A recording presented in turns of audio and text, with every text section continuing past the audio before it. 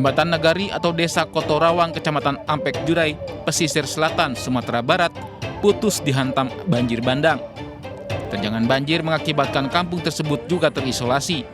Banjir bandang juga terjadi di Nagari Langgai, Surantiah, Kabupaten Pesisir Selatan yang mengakibatkan hilangnya 10 orang warga dan merusak puluhan hektar lahan pertanian. Buat Kecamatan Pesisir putus total. Sementara itu, jembatan Labuhan di Jalan Nasional Sumber Bengkulu yang berlokasi di Kabupaten Ranah Pesisir amblas sehingga akses dari Sumber ke Provinsi Bengkulu juga putus total.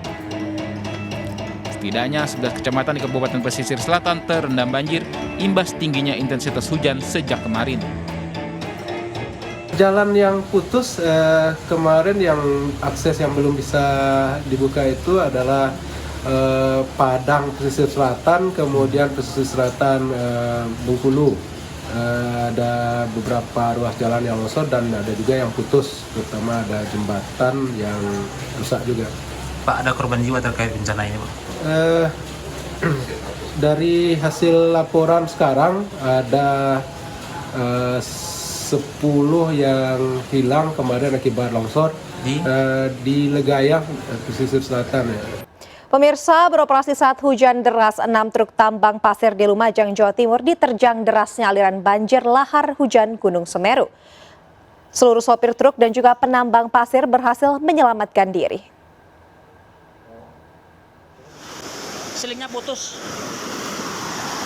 Video amatir merekam detik-detik 6 truk tambang pasir diterjang derasnya aliran banjir lahar hujan Gunung Semeru di Sungai Regoyo, Kecamatan Pasirian, Lumajang, Jumat sore. Ke-6 truk milik penambang pasir terjebak di tengah jalur aliran lahar karena nekat beroperasi saat hujan deras mengguyur.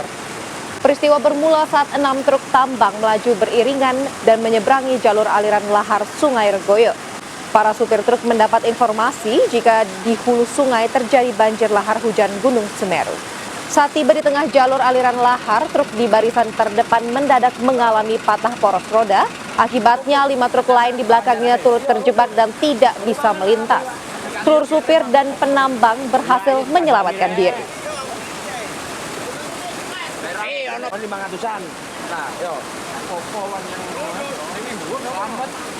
Sebuah kapal tugboat yang sedang menarik tongkang bermuatan batu bara dihantam badai dan juga gelombang tinggi nyaris karam di perairan Pulau Baai, Provinsi Bengkulu. Seluruh awak kapal berhasil dievakuasi oleh petugas Basarnas yang dikerahkan di tengah gelombang tinggi dan juga hujan lebat. Gelombang tinggi menghantam sebuah kapal tugboat dan tongkang bermuatan batu bara di perairan Pulau Baai, Provinsi Bengkulu. Akibatnya kapal dan tongkang batu bara terseret arus deras dan karam tak jauh dari perairan Lentera Merah, Pulau Baai. Tim SAR dan petugas Basarnas yang dikerahkan ke lokasi berhasil mengevakuasi 10 awak kapal tugboat Titan 33 dengan perahu karet dan membawanya ke tepi pantai. Anggota tim SAR harus berjibaku lebih dari 1 jam untuk mengevakuasi ABK di tengah gelombang tinggi yang masih terjadi. Seluruh ABK dalam kondisi selamat dan kapal tugboat tersebut tengah menarik tongkang bermuatan batu bara.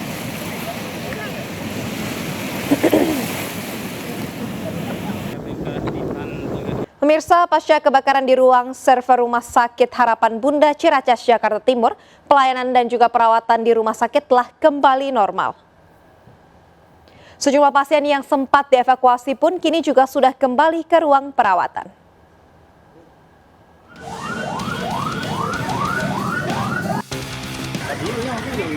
Evakuasi pasien saat terjadi kebakaran di lantai 4. Video amatir ini merekam detik-detik evakuasi pasien saat sebuah ruang server Rumah Sakit Harapan Bunda Ciracas, Jakarta Timur terbakar.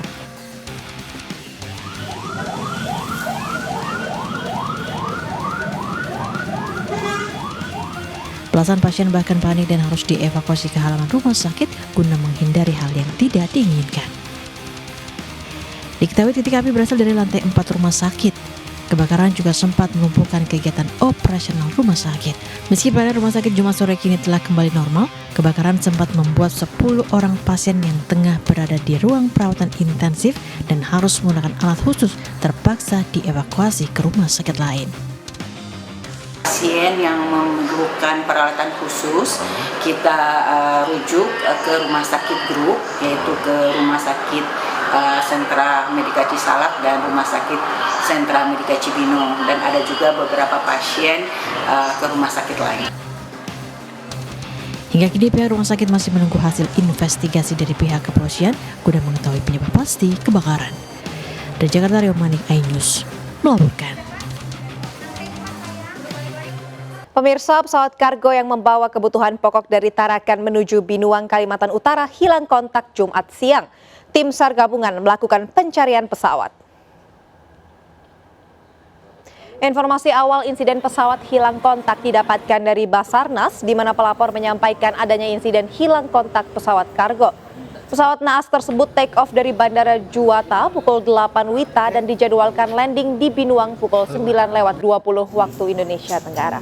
Namun pada pukul 8.55 WITA, pihak Smart Air kehilangan kontak. Kepala Bandara Tarakan yang telah berkoordinasi dengan Basarnas, PMKG dan juga TNI Polri serta pihak maskapai menduga pesawat jenis Pilatus Porter itu jatuh.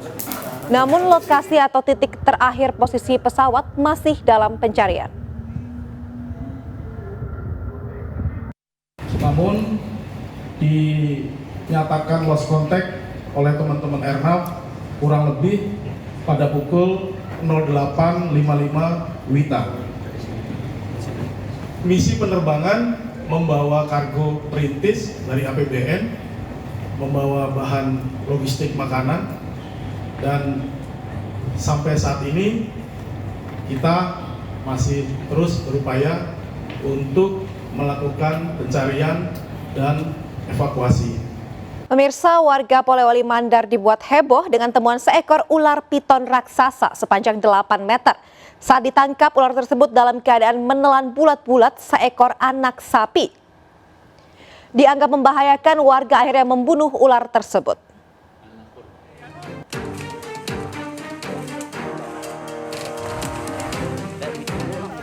Warga desa Rate, Kecamatan Tutar, Polewali Mandar, temukan ular piton raksasa sepanjang 8 meter di semak belukar hutan. Saat ditemukan ular dalam kondisi perut yang membesar. Warga kemudian berupaya menangkap ular tersebut sebelum melarikan diri karena dianggap membahayakan dan ditakutkan masuk ke permukiman. Warga akhirnya membunuh ular raksasa itu. Saat perutnya dibelah, ternyata ular tersebut baru menelan utuh seekor anak sapi. Pihak Damkar Polewali Mandar membenarkan video viral ular raksasa tersebut terjadi di Kecamatan Tutar baru-baru ini. Kalau ukurannya Pak kurang lebih 8 meter dan warga melakukan pembunuhan mengingat ular tersebut dapat membahayakan penduduk. Gitu. Berarti ular pada saat ditemukan itu ular itu menelan sapi. Iya, menelan sapi Pak. Berarti sudah masuk di ini sekitar pemukiman Pak itu. Kalau menurut penyimpannya warga bahwa itu sudah mendekat ke pemukiman. Kondisi alam di Kecamatan Tutar merupakan pegunungan dengan hutan yang masih luas dan masih banyak belum terjamah manusia, sehingga memungkinkan menemukan hewan dengan ukuran melebihi aslinya sangatlah besar. Dari Polewali Mandar, Sulawesi Barat, Uzair Zainal melaporkan. Pemirsa, maraknya penimbunan beras bulog oleh sejumlah oknum nakal membuat tim Satgas Pangan Sidoarjo turun langsung ke lapangan guna memantau pendistribusian beras. Polisi tidak segan untuk menindak tegas pelaku penimbunan beras.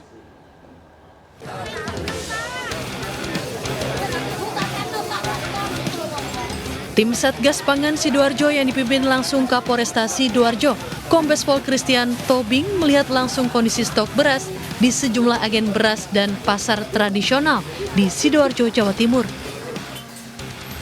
Selain menjamin stok beras aman jelang Ramadan, tim Satgas Pangan juga mengancam akan menindak tegas siapapun yang melakukan penimbunan beras yang bisa memicu terjadinya kenaikan harga beras di pasaran.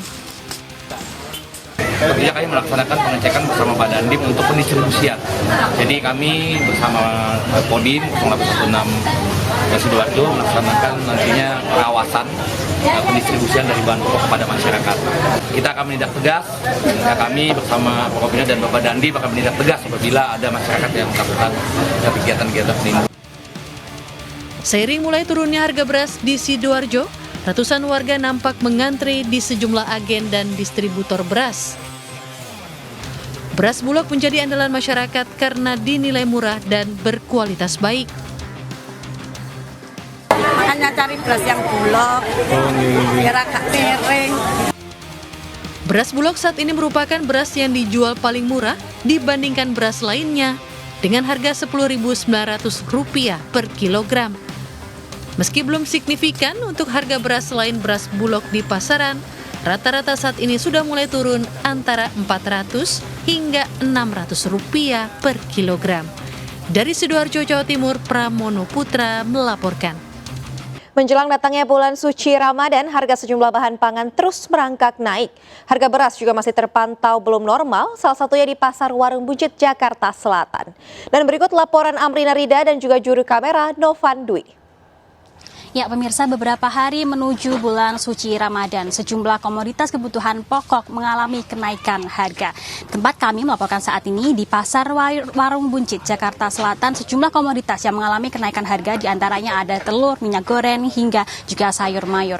Untuk harga telur sendiri sekarang dibanderol dengan harga Rp31.000 per kilogramnya atau naik dari harga biasa yakni Rp27.000 per kilogram. Sementara untuk minyak goreng pun juga naik dari harga semula yakni Rp15.000, sekarang naik menjadi Rp16 hingga Rp17.000 per kilogram. Lalu untuk sayur mayur pun juga mengalami kenaikan yakni untuk komoditas tomat, di mana biasanya untuk tomat ini dibanderol dengan harga Rp25.000, sekarang naik menjadi Rp30.000 per kilogram. Nah, yang masih dikeluhkan oleh banyak orang adalah harga beras, karena harga beras juga ternyata masih belum kembali ke harga semula, di mana untuk beras premium sendiri sekarang Rp17.000, lalu untuk beras medium sendiri sekarang Rp13.000. Dan disampaikan bahwa diketahui salah satu penyebabnya adalah karena cuaca yang tidak menentu yang menyebabkan banyak petani yang gagal panen. Terkait dengan hal ini, para pedagang dan juga pembeli pun berharap agar menjelang atau dalam masa bulan Ramadan nanti pemerintah bisa menerapkan kebijakan agar harga-harga kebutuhan pokok ini bisa kembali normal. Dari Jakarta, Amrina Rida, Novan Dwi, iNews melaporkan. Ya pemirsa, jelang Ramadan, Satpol PP dan juga Sudin Sosial Jakarta Barat melakukan razia pemerlu pelayanan kesejahteraan sosial atau PPKS di sejumlah lokasi di kawasan Kalideres, Jakarta Barat, Jumat sore. Dalam razia ini diwarnai histeris sejumlah pengemis saat diamankan. Saya minta ini sama kita. Saya minta data doang. Seorang ibu pengemis ini histeris saat hendak diamankan. Seorang ibu bersama anaknya bahkan meronta dan protes saat hendak dibawa petugas Satpol PP di kawasan Kalideres, Jakarta Barat, Jumat sore. Razia pemerlu pelayanan kesejahteraan sosial atau PPKS ini dilakukan demi ketertiban menjelang bulan puasa. Selama razia, para petugas menyisir sejumlah titik di Jakarta mulai dari Jalan Peta Utara, Bedegul, Tampak Siring hingga Daan Mogot. Hasilnya petugas berhasil mengamankan 7 PPKS terdiri dari para pengemis, batu jalanan hingga manusia silver. Meski para PPKS sempat berupaya melarikan diri, namun berhasil diamankan. Kita adakan kegiatan ini untuk menciptakan situasi masyarakat kondusif untuk menyambut bulan suci Ramadan. Berapa banyak hasilnya, Dan? Sementara yang kita jangkau hari ini 7 PPKS. Mereka akan dibawa kemana selanjutnya? Setelah kita jangkau, mereka akan dibawa ke panti sosial. Ketujuh orang PPKS yang terjaring razia langsung dibawa ke tempat rehabilitasi panti sosial di kawasan Kedoya untuk dibina dan diberi pelatihan keterampilan. Dari Jakarta, Rizky Falupi, iNews melaporkan. Ratusan warga DKI mengurus Kartu Jakarta Pintar dan Kartu Jakarta Mahasiswa Unggul di Kantor Pusat Pelayanan Pendanaan Personal dan Operasional Pendidikan Dinas Pendidikan DKI Jakarta, Jatinegara, Jakarta Timur. Beberapa warga mengalami kendala mengakses KJMU pasca penetapan kebijakan baru dari Pemprov DKI Jakarta. Termasuk sebagian warga yang selama 7 bulan Kartu Jakarta Pintarnya tidak keluar sehingga tidak mendapat bantuan sosial.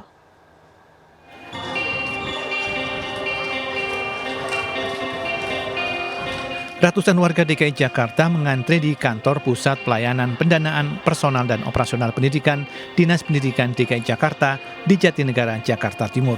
Sebagian warga mengurus pembaharuan data sebagai penerima KJP dan KJMU atau Kartu Jakarta Mahasiswa Unggul. Kebijakan baru terkait pembaruan data penerima KJMU dikeluhkan warga karena terkendala masalah tingkat kesejahteraan rumah tangga. Endang, warga Paseban Jakarta Pusat misalnya. Link dari P4OP yang digunakan untuk mendaftar justru tidak tercantum angka desil anaknya. Berbeda dengan Ratna, warga Karanganyar Jakarta Pusat yang mengantre untuk meminta kejelasan kartu Jakarta Pintar putranya yang selama 7 bulan tidak diterima. Ngurus KJP anak saya mandek 7 bulan. Sebelumnya karena kenapa mandeknya, Bu? Sebelum itu dia masalahnya tuh pas lulusan, yang lain pada dapat, anak saya doang kagak. Itu dia. Tapi selama 7 bulan nggak pernah nanya ngurusnya bagaimana-bagaimananya gitu? Saya kesini terus, tapi dibilangnya katanya kemiskinannya bertambah. Cuman kendalanya pada saat sekarang ini ketika pendaftaran baru ada kebijakan baru yang mana hampir setengah lebih dari penerima KJMU itu datanya tidak ada. Diakibatkan karena awalnya itu keluar masalah desil. Nah, tapi di hari Selasa desil itu sudah hilang.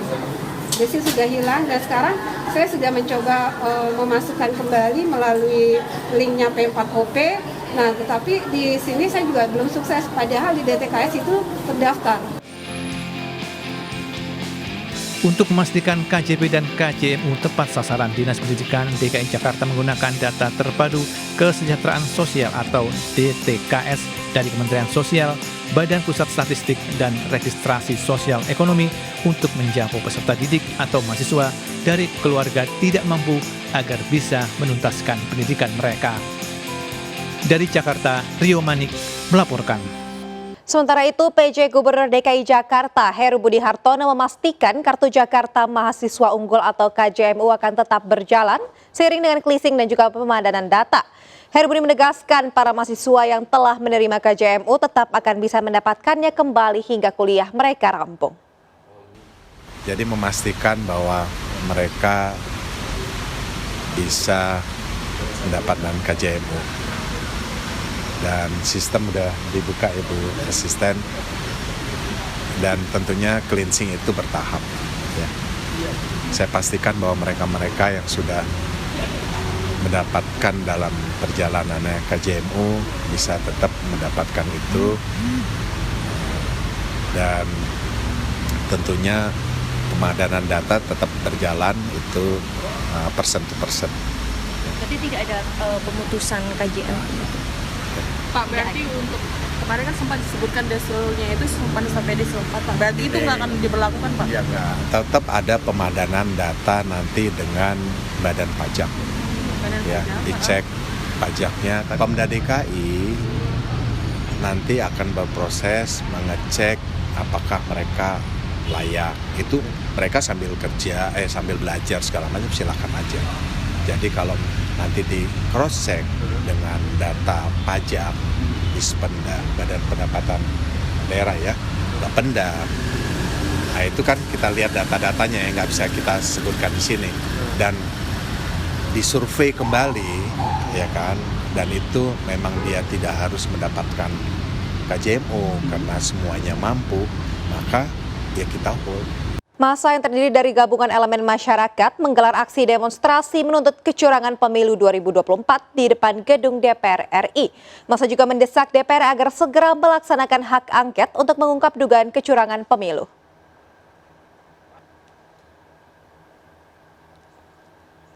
Unjuk rasa di depan gedung DPR RI diwarnai aksi bakar ban hingga sampah.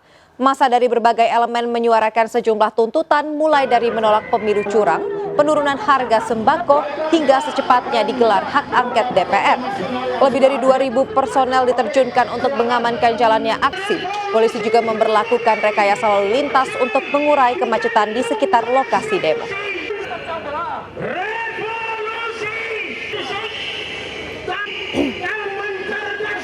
Pemirsa, tim Ganjar Mahfud siap mengajukan hak angket terkait dugaan kecurangan pemilu 2024 ke DPR RI.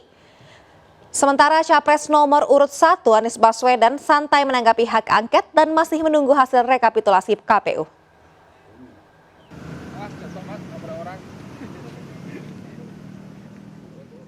Calon Wakil Presiden nomor urut 3 Mahfud MD memastikan tim Ganjar Mahfud akan terus mengupayakan pengajuan hak angket terkait dugaan kecurangan pemilu 2024 ke DPR RI.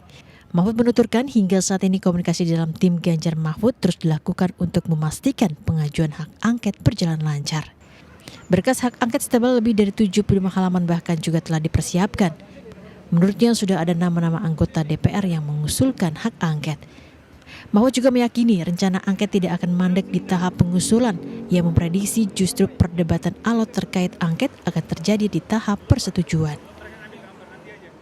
Bukan orang partai, tapi saya membaca bahwa rancangan angket itu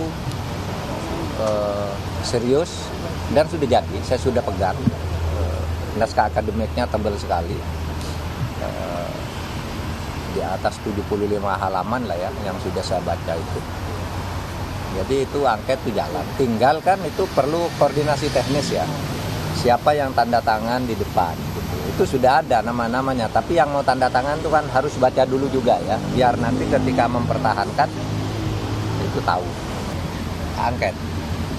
Ya mungkin tidak. Kalau saya melihat semangatnya itu tidak akan mandek untuk tahap pengusulan ya. Nah, nanti perdebatannya di tahap persetujuan. Apakah mau dilanjutin usul ini atau tidak, itu nanti semua partai kan ikut.